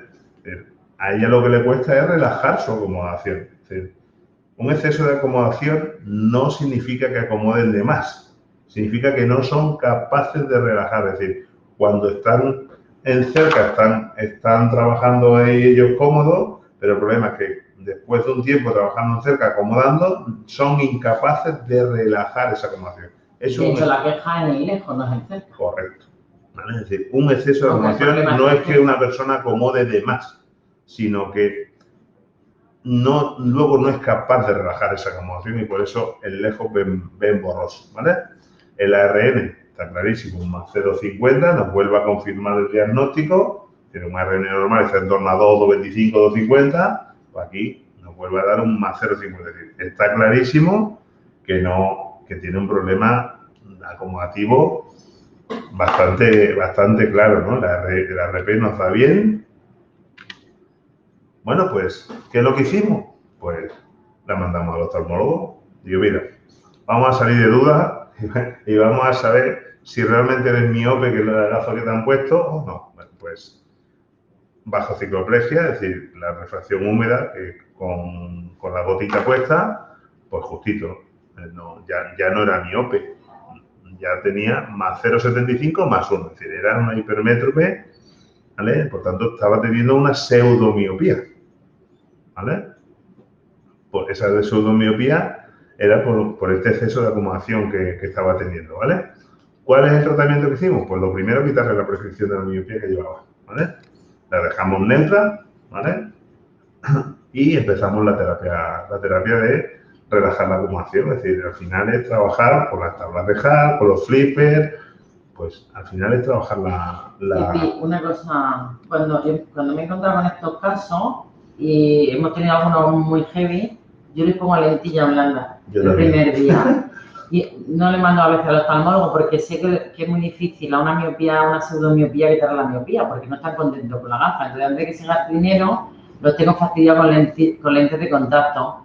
Les obligo a aguantar el positivo, a lo mejor empiezo por lo mínimo que me aceptan y voy revisando. Yo también lo hago, ¿vale? Y con los estrábicos también lo hago. Eso. Así que la caja de prueba de los positivos, que se usa menos, hay que tenerla llena. ¿Vale? Y luego te llama el comercial de lentes y dice, ¿cómo gastas tantas positivas? Tantos blitzers. ¿Vale? Pues nada, yo lo hago mucho, tanto con pacientes con problema acomodativo como con estrábico. El estrábico, las adiciones negativas, se las casco directamente en lente de contacto. ¿Por qué? Porque me permite hacer cambios más rápidamente. No tengo que andar diciéndole a la clienta que tiene que cambiar un cristal y luego dentro de 10 días otro cristal y luego otro cristal. Sí, Miriam, a ver, yo pongo, le hago un buen fogging con un buen equilibrio y con el positivo más bajo que consigo que esté cómoda, ya sé que va a haber más de lejos, porque esta gente lo que quiere es un negativo que es falso. El mínimo positivo que te acepte ella sin estar muy cómoda, y yo se la regalo, yo le cobro la valoración. Pero, o sea, que no es por interés económico. No sé si la pregunta va en ese camino. Lo hago con la intención de, si te pongo una gafa con un más 3,25 y no estás cómoda, sé que la vas a guardar en el cajón y encima vas a estar muy enfadada conmigo. Te quiero que sepas que tenemos que relajar ese músculo, que te voy regalando unas lentillitas y te voy controlando, que son diagnósticos con el objetivo de relajar ese músculo. Y hay veces que es alucinante porque pasan de una miopía de -1, -2 a una hipermetropía de más 3, exacto. Y van con su gafa felices. Entonces, antes de que se gasten dinero de verdad y que no estén contentos con su gafa, ni contigo, ni con... Porque es difícil explicarle a una persona que su gafa le viene bien, aunque vea mal, pues la opción es la lente de contacto y le obligas a relajar la acomodación, la van a tener todo el día puesta, no se la van a quitar como hacemos con la gafa, ¿no? Pues al final es trabajar la acomodación, ¿vale? Sobre todo haciendo hincapié en la relajación con lente positiva, ¿vale? Los flippers le ponemos ahí positivo ahí hasta que sean capaces de relajarlo, ¿vale? Y bueno, tras 8 sesiones, es decir, en un mes y medio aproximadamente, pues se ha restablecido la flexibilidad, es decir, ahora mismo está aclarando un más menos 2 sin ningún tipo de problema. Y claro, ahora el subjetivo es de más 0,50, más 0,75 con agudezas visuales estables en unidad, ¿vale? Entonces, este caso es todos los días y después del confinamiento, yo no sé si vosotros lo tenéis, me lo podéis confirmar o no, yo hablando con Esther me lo corroboró 100%, pues es que es muy habitual, ¿vale? ¿Qué aceptación tiene que les envíe a RX con cicloplegia? Pues a ver, depende un poco de la colaboración que tengas con los oftalmólogos, ¿vale? Por suerte, tenemos algún que otro oftalmólogo por aquí al que tú le puedes remitir de, mira, estoy con este caso, necesito que me le haga ciclo y me lo devuelvas. Y hablarle como a un colega más. Eso es, ¿vale? Sería lo ideal. Lo que hacemos es eso, es decir, yo cuando tengo dudas y necesito el valor de cicloplegia, pues directamente hablo con un oftalmólogo, le llamo, le llamo por teléfono y digo, necesito que me la dilates. Pero es verdad que no es fácil tener un colega al que puedas hacer eso, llamarle y eso. Pero vamos, el oftalmólogo obviamente, si tú le haces un informe y le dices sospecho de una pseudomiopía, necesito valoración con ciclo, muy raro que se ofenda a ninguno aunque no tengas contacto directo. Lo malo son los tiempos de espera. Sí. Si lo haces a través de sanidad pública, lo mismo te pegas 3 meses. Igual privado, igual, ¿no?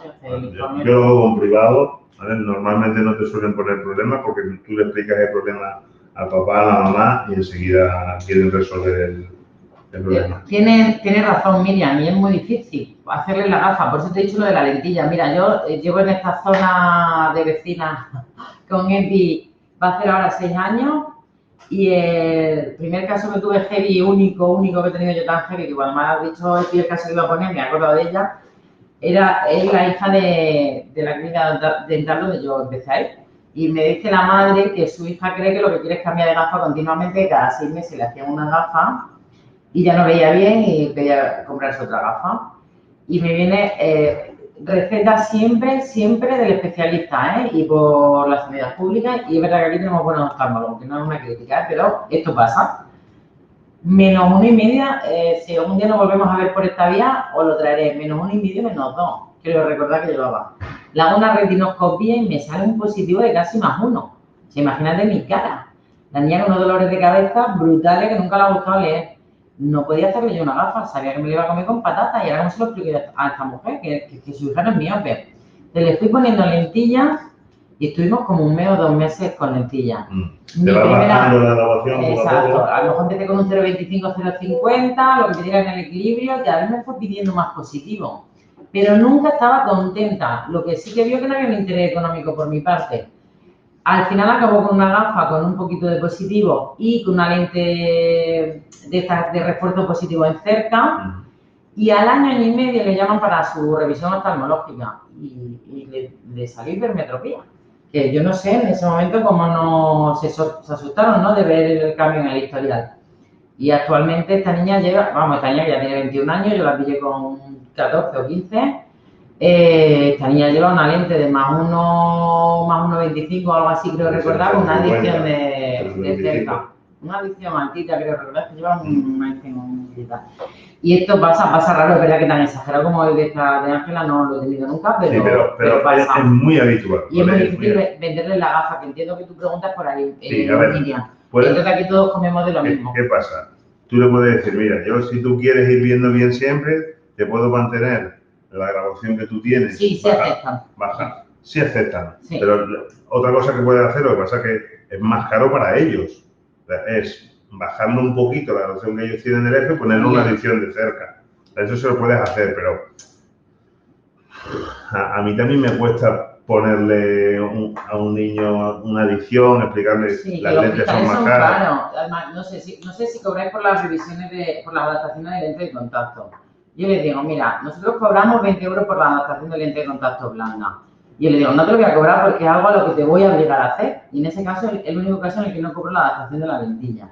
Porque básicamente le estoy obligando yo a llevar lentillas, si ellos aceptan, claro, para relajar la acomodación. Entonces, es verdad que la gente, si se lo explicas de esta manera, lo entiende mejor. Sí. Pero no van a estar contentos. Lo que sí le vas a quitar síntomas. Pero siempre van a venir una vez al año o 2 veces. Parece que lejos no acabo de ver bien. No, es que no vas a ver bien. Que yo tengo 40 años y no sé lo que veo bien todo el día. Siempre he tenido problemas acomodativos. Entonces, tú tienes que saber que lo importante es ver bien la mayor parte de tu día a día y no tener dolores de cabeza. Yo lo agradezco un montón. Bueno, pues estos eran los casos que os teníamos preparados. ¿Vale? Espero que os haya gustado, pero antes de terminar me gustaría explicaros la oferta formativa que tenemos, ¿no?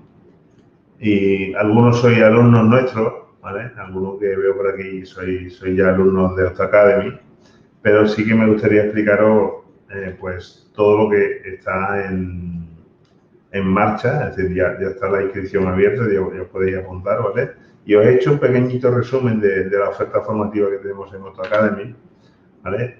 Y lo primero es si os gustaría formarte con nosotros, más o menos los webinars hay algunos más teóricos, pero la intención es que sean de este tipo, es decir, casos críticos, por eso hemos hecho lo del tema de las tutorías. Creo que lo más importante es resolver, una vez que tengáis los conocimientos, resolver vuestros casos. Al final es ayudaros a vosotros, ¿no? Pero sí que es verdad que si previamente no tienes una formación, pues es complicado. Entonces, primero os vamos a exigir formaros un poquito para luego, una vez que tengáis esa formación, ayudaros de verdad. Es decir, y que tengáis en nuestra academia a una empresa que os ayude a resolver vuestros casos para que seáis cada vez más autónomos, ¿vale? Entonces, lo primero es eso, preguntaros si os gustaría formarte con nosotros y bueno, vosotros ya sabéis que tenéis la ayuda, es decir, quien me conoce de tiempo, sabéis que intento responder lo antes posible, ¿no?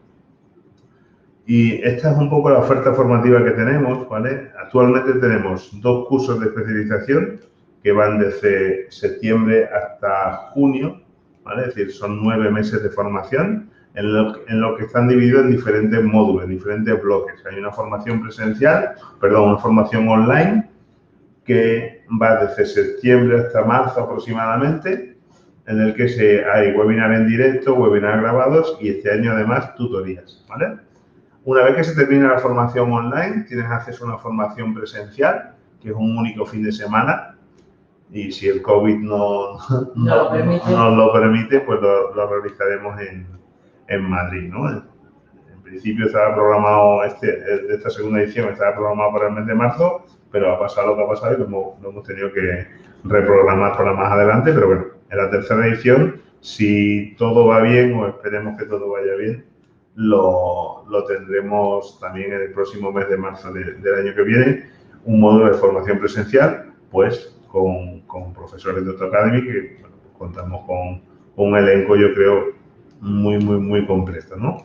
Y por último, dentro de la formación clínica, yo creo que la parte más importante, una vez que ya tenemos esa formación online, una vez que ya hemos pasado por una formación presencial con los profesores, pues tienes la parte de estancia clínica, que es donde más chicha le sacas. Yo creo que es el punto fuerte, ¿eh? Yo creo que es el punto fuerte de nuestra formación, porque realmente vas a ir a un centro especializado, bien sea en terapia visual, bien sea en lente de contacto, donde vas a ver cómo trabajan o cómo trabajamos, ¿vale?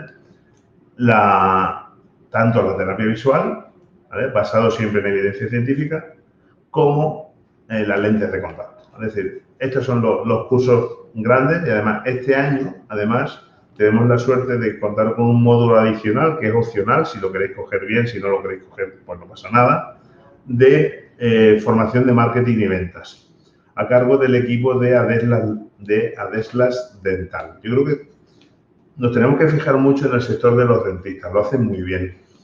Sí. Yo creo que lo hacen muy bien y por eso estuve hablando con Adeslas Dental y para que ellos nos hagan entender cómo trabajan ellos el paciente. Es decir, si os fijáis en la óptica, siempre hemos trabajado el producto y hemos basado todo nuestro esfuerzo y nuestras ventas y nuestros ingresos en cómo trabajar el producto. Es decir, todo el beneficio estaba en la venta de los productos, en la venta de los progresivos, de las lentes, de las lentillas, pero al final era el producto. Bueno, pues yo creo que esto debería cambiar. De hecho, por suerte creo que está cambiando y hay algunos de nosotros que estamos empezando a cambiarlo. Yo creo que es el camino correcto bajo mi punto de vista.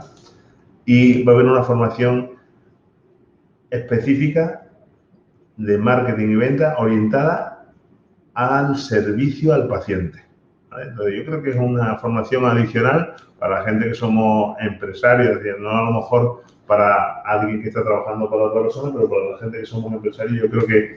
También es interesante, ¿eh? Cuando trabajas para otra persona, y lo digo porque yo soy empresaria desde hace muy poco tiempo, pero cuando estás al otro lado, trabajando para otra persona, es verdad que tienes el punto de vista de que no te valoran tu trabajo.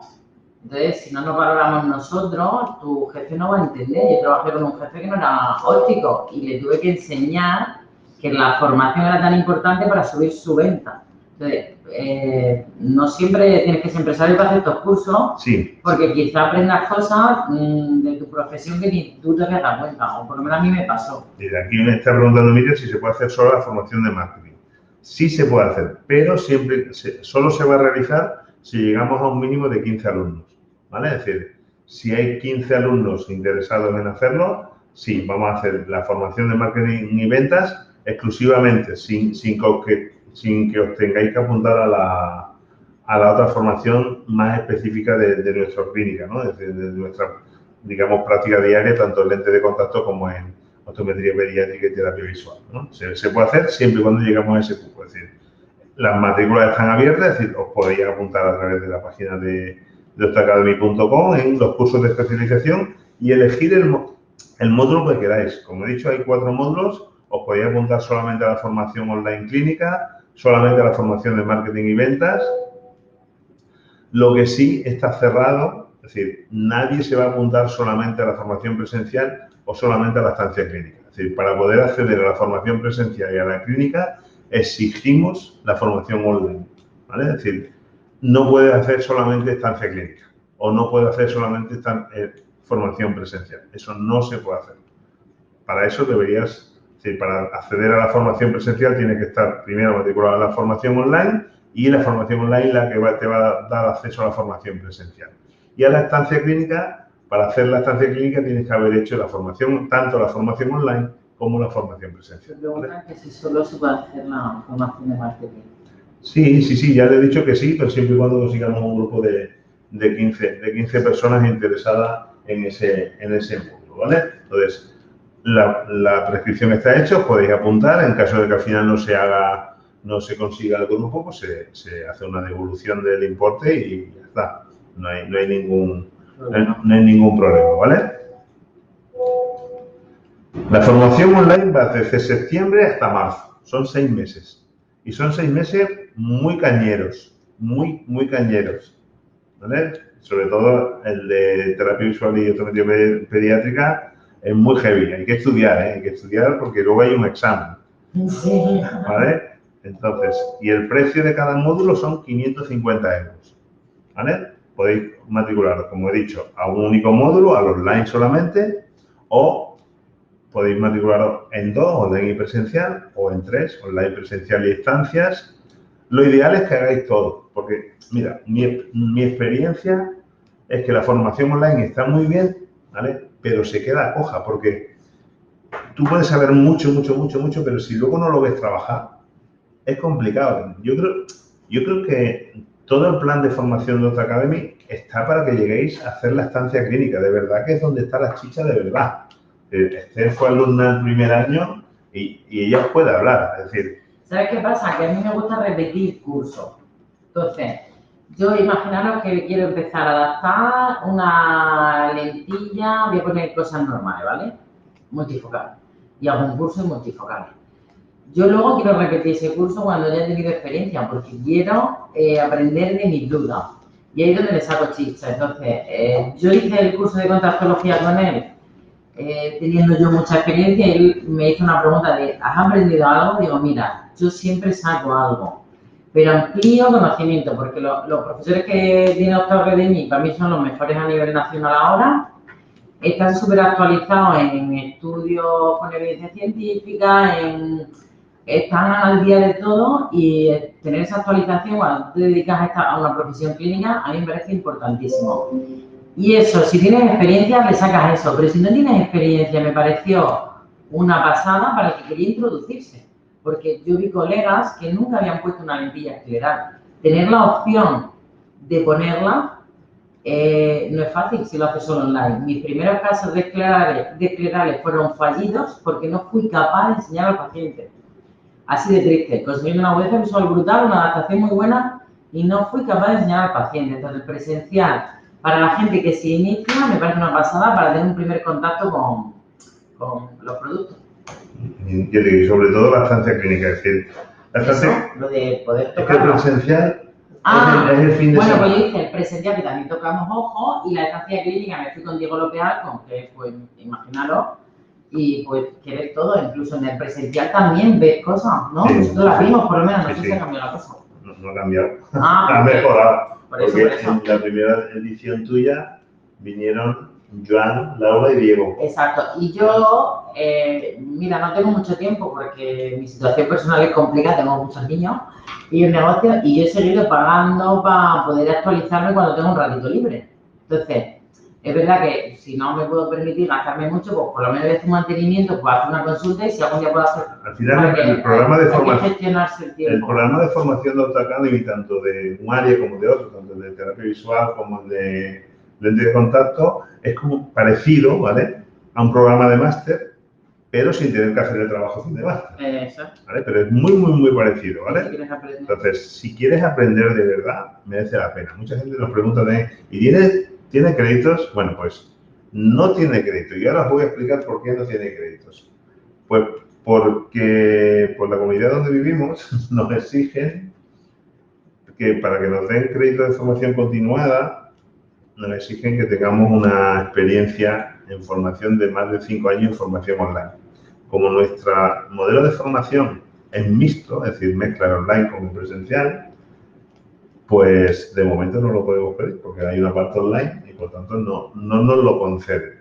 En cuanto a la validación periódica colegial, el primer año lo pedimos, nos dieron 7 puntos para el curso completo, 5 puntos por la gente que hacía solamente el online. Me pareció, esto es una opinión, estoy hablando de una opinión personal mía como director de Autoacademy, me pareció tan sumamente bajo porque cuando por un curso de una tarde de 4 horas te están dando 4 puntos, ¿vale? En un curso que tiene cerca de 80 horas de formación completa que te den 7, pues me parece un poco fuerte, un poco frustrante. Por tanto, hemos decidido no pedir la validación periódica colegial. No lo vamos a pedir porque yo para 7 puntos, por un programa de formación como el nuestro, pues como creo que no merece la pena. No merece la pena tener esos puntos ahí porque yo creo que merecíamos un poquito más, ¿vale? Entonces, te preguntan por el temario del lente de... Lo tenéis todo en la página web, ¿vale? Si entráis dentro de la página web, tanto el curso de especialización de lente de contacto como el de optometría pediátrica y terapia visual, está el temario dentro, ¿vale? Puede haber algún cambio de última hora, pero lo básico está ahí, los profesores que dan cada clase lo tenéis, además tenéis que añadir las tutorías, ¿vale? Este año. Bueno, pues eso por ahí. Y ahora, este año, como novedad, para la gente que no quiere tener tanta presión de formación, ¿vale? Hemos sacado un concepto que es solamente formación online, ¿vale? Son por un precio de risa, ¿vale? El precio son 7,99, es decir, si entráis en la página web os vale 7,99 al mes y el temario, en vez de estar concentrado en 5 meses la formación online, es un temario que va por suscripción mensual y va poco a poco, es decir, es para la gente que se lo quiere tomar con un poquito de más calma, es decir, vamos a ir soltando contenido pues cada 2 semanas, es decir, porque hay mucha gente que a lo mejor en el Autoacademy, en el curso de especialización, a lo mejor hay semanas donde hay 3 webinars, ¿vale? Entre grabados y en directo hay 3 webinars, entonces mucha carga lectiva. En el Basic no, en el Basic va a tener una única clase cada 15 días, ¿vale? Y este es un precio más económico, lo que pasa es que no te da opción ni a la formación presencial, ni a la estancia clínica, ni a la formación de marketing y ventas, ¿vale? Y esta es la otra opción, ¿vale? Entonces, esto, según para mí, pero yo no soy objetivo, para mí creo que Autoacademy a día de hoy es la mejor opción para formarte, ¿vale? Como he dicho, formación online, tutorías online, formación presencial, estancias clínicas, ¿vale? Lo que sí deciros que más de 2.000 optometristas de todo el mundo ya han formado parte de los cursos de Autoacademy y que me gustaría veros dentro. Que puedes participar, también tenemos foros, tenemos webinars gratuitos como el de hoy, ¿vale? Y que estamos siempre disponibles, es decir, vas a tener acceso a un contenido exclusivo si eres parte de Autoacademy, ¿vale? Estas son las 2 opciones de formación, el Basic, que es la versión más económica, como hemos dicho, solamente formación online y a un ritmo mucho más lento, y luego están los cursos de especialización pues, para la gente más exigente, ¿no? Pues tú eliges tu experiencia de aprendizaje, si una u otra, ¿vale? Estas son partes del profesorado, no están todos, porque hay cerca de 35 profesores dentro de Autoacademy, pero digamos las caras más conocidas, bueno, pues tenemos a Macarena Fernández Vaca, Manuel Rodríguez Vallejo, David Piñero, Juan de la Cruz Cardona, Teima Valero, Juan Portela, Juan Bolívar, Joan Pérez, Gonzalo Barracelo, Laura Batres, Diego López Alcón, José Manuel González Mejomet, Jaume Pone, es decir, podéis verlo en la página web, ¿vale? Y si tenéis cualquier duda, me podéis mandar un correo a autoacademy@gmail.com, ¿vale? Bueno, pues esto era todo lo que os queríamos contar. Espero que os haya gustado. Y cualquier cosa, pues en ese correo estoy disponible, incluso en ese teléfono también. Me podéis llamar con cualquier cosa y nada, espero que os haya gustado. Muchas gracias, Esther, por por estar aquí y nos vemos en la siguiente, ¿vale? Venga, Venga, un abrazo. hasta luego. Chao.